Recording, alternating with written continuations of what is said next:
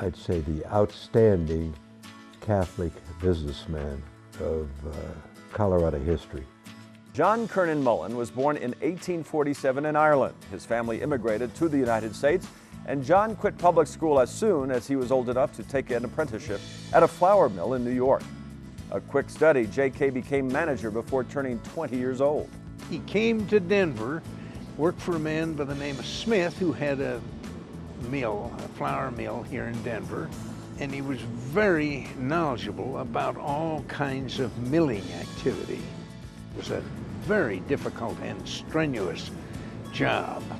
During this time, J.K. was teaching boys' Sunday school classes where he met Catherine Smith. Kate, as they called her, owned a significant amount of property, and the two wed in 1874. Pulling his savings along with his wife's capital, J.K. Mullen and his business partner renovated the North Denver Star Mills in 1876. The mill turned a profit that first year, and J.K. bought out his partner and founded J.K. Mullen and Company. Through the years, he expanded his operation to become the largest in Colorado. He built the Hungarian mills, elevator, and warehouse, and patented Hungarian high-altitude flour. Basically, it was a separation process, and that was his baby. And the old Hungarian mill is, I think that's where that started. And you still see Hungarian flour. Mullen emerged as one of Colorado's financial elite. He came here to what was known as Quality Hill, which was a place that many of the new millionaires came to build grand houses. The interesting thing is he wanted his family near him, and so he built that house for one daughter, and he built the House of the Pillars for another daughter. There was a third daughter that lived next door down this way, and then Jack Mallow's mother and father, being close to the family, lived down a block on 8th and Pennsylvania, and a house that's still there.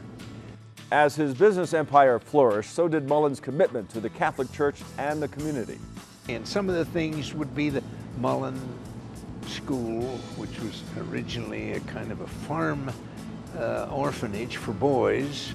All of a sudden, that orphanage just developed into a high school. The Mullen home over in North Denver, now called the Little Sisters of the Poor, which is still extant and still a very nice place in your housing. There's so many things that he did for the city. He gave away over $2 million in the decade of the 1920s. And you can see what that would mean today. In 1921, the Mullens finally enjoyed the consecration of the Immaculate Conception Cathedral at Colfax and Logan, completed due to the patronage of the Mullen family. At his passing, he was the only layman ever to be buried from the cathedral.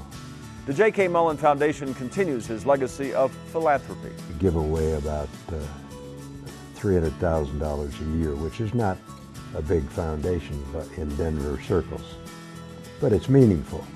He was really a remarkable man to come from such humble beginnings and end his life as one of the most prominent, richest men in the whole area.